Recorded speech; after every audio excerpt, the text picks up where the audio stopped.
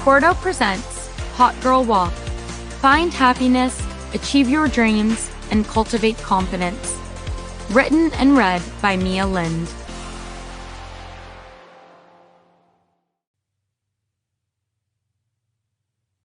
To my younger self, you are stronger and more beautiful than you give yourself credit for.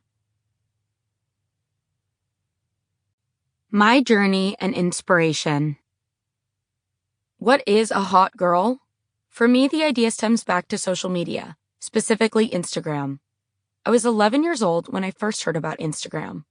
To preface, I want to note that my bedroom at the time was pink.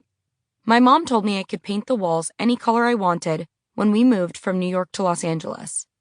So, my miniature rebellion was to paint the walls not a light pink, but an obnoxious bubblegum pink to match my Pepto-Bismol colored carpet. My mom warned me to go for the lighter demure ballerina pink, but I insisted on the bright pink because that's the color that Hannah Montana would have painted her room. Just keep this in the back of your mind. I promise we'll circle back to it. In that room, I had a playdate with the prettiest girl in school, at least in my eyes. She had long blonde hair and blue almond-shaped eyes, and didn't think twice about eating a donut if she wanted one. Let's call her Lisa.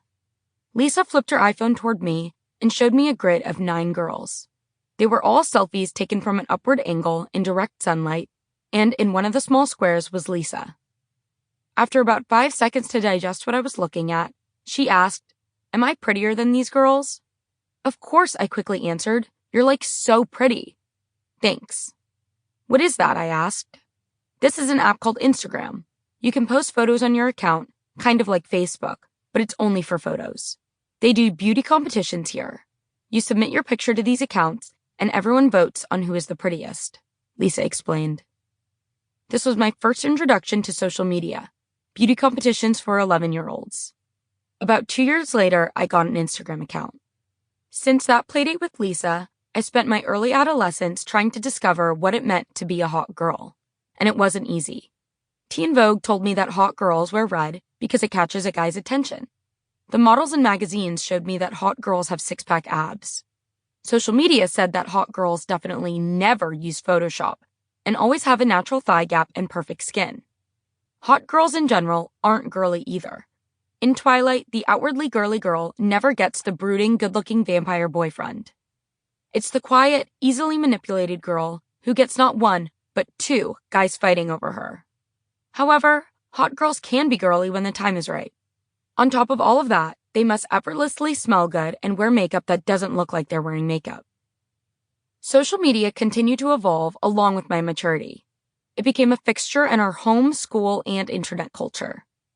Instagram specifically was an opportunity to get the best photo of yourself, and you had all the control. Rather than hoping you looked like a model, now there were Instagram models who somehow seemed more realistic than the ones on glossy magazine covers near the checkout counter at the grocery store. Later on, apps that could remove whatever wasn't desirable helped you make yourself look just like those Instagram models. Remove a pimple here, whiten your teeth, bring in the sides of your waist, but not too much because you don't want to be a catfish. It's no wonder that by the time I was in high school, I spent every day on Instagram studying the bodies of models and following their workout routines to look just like them. Alexis Ren, a famous model, posted her 10-minute ab routine on YouTube, and I used to do it in my bedroom every night and wake up each morning wondering why I still didn't look like her. This is the culture that social media thrives on. It's an opportunity to portray your life the way that you want it to be perceived, and an opportunity to envy the lives of others who appear to be perfect, though we all put the same sepia or Valencia filters over our images to distract from any imperfections. Perfection. This was the focus of my adolescence, though I was fed contrasting messages about what that meant, as young women forced themselves to fit into hourglass-shaped holes while also taking aesthetic pictures of eating an entire burger. What I learned was that womanhood is a picture of juxtapositions. These contradictory messages flooded my head through high school. I never went to prom, nor did I have a date to any high school dance. I surely never had a boyfriend, so I put my energy into my studies because school was the one place I could be perfect. I was addicted to refreshing the site where teachers would upload my grades. That feeling of relief when I saw straight A's on my report card was like a hit of adrenaline. However, my world was shattered when it came to applying to colleges. It turned out that writing an essay about my school career up to that point threw a wrench into my academic confidence. Suddenly, I hadn't done enough in school. Subsequently, in interviews, I'd played down my accomplishments. At my Harvard interview, I was asked if I liked to write, and I said no, even though I was writing short stories in my spare time. The interviewer told me that he didn't think Harvard was right for me. At my Northwestern interview, I was told that I would benefit from attending a party or two, because I guess I needed to know how to have a certain kind of fun in order to go there. Rejection after rejection magnified this feeling of not being enough, and it made me feel like I was far from perfect. To make matters worse, I was rejected from my dream school, the University of Southern California, USC. The rejections from Harvard and Northwestern were expected, but USC was a shock. My brother was a freshman at USC, and I knew my GPA and test scores matched their criteria.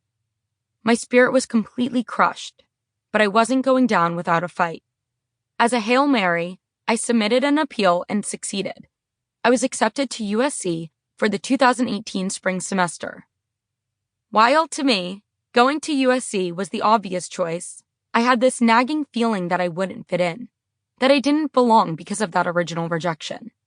Everyone in my life said I'd be dumb not to accept, so I did. I waited out the fall semester by going to a local community college to get some credits while also working at my high school in the theater department. During the fall, I also auditioned to be on the USC song team to start carving my way into the community, even though my gut was telling me I didn't belong. Then I got to the final round of auditions and I was cut. It felt like a nail in the coffin of my pariah status. After 5 long months of watching my peers go to USC football games, attend parties, and join sororities, the spring semester finally rolled around. I said to myself, if nobody thinks I belong here, I'm going to show them they're all wrong. By the time I graduate, they're going to regret that rejection. Once I got on campus, I started off strong. I joined a student organization called Model United Nations and luckily got placed with a roommate I liked. We became fast friends, and freshman year turned out to be a lot of fun while I slowly rebuilt the confidence I had lost. Nobody knew me here, so I didn't have to be a bookworm like I was in high school. I could be the fun, cool girl.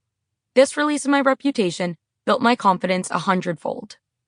Eventually, I joined a sorority, and by junior year, I was elected chapter president for 2020, a role that freshman year Mia could have never imagined. Then it was March 2020, and my life turned upside down. As if I wasn't anxious enough about my duties as president, I felt so much imposter syndrome, second-guessing every decision I made and meeting I gave. Now I was faced with a global pandemic. As a young leader, my sorority looked to me with questions that not even the President of the United States could answer. How long is this going to last? When will we be back to school? Do I have COVID? When will there be a cure or vaccine? The year was tumultuous. I went home to my family, all of whom were going through similar feelings of uncertainty. My dad often attempted to lighten the mood, reminding us of the annoyingly optimistic quote his dad used to say, "Think of it as an adventure." A quote that would show up in the most inconvenient of times, but ring true when we all had enough perspective. My problems paled in comparison to many people around the world, but I couldn't help this feeling of frustration. Usually I could silence it for a little bit when I doom-scrolled on TikTok or binge-watched Breaking Bad, but COVID amplified the noise on social media. If you're not exercising and trying to lose weight during COVID, you're being lazy. Everyone can run a mile. If you're not running during COVID, you're out of shape. Like many people, I got sucked into peer pressure and tried my hand at running. With my best attempts, I could go half a mile at a 12-minute pace before feeling like I'd pass out. After a month, I gave up and decided I would never be a hot girl. Near the end of my term as chapter president in November 2020, I'd had enough of being stuck at home and I knew I needed to get out. I craved my running era because at least then I got out of the house, yet I also loathed it. I remembered how much I used to walk when I was on campus, easily hitting 10,000 steps a day. So, while it seemed antiquated and lame, I decided to go for an outdoor walk. Sample complete. Ready to continue?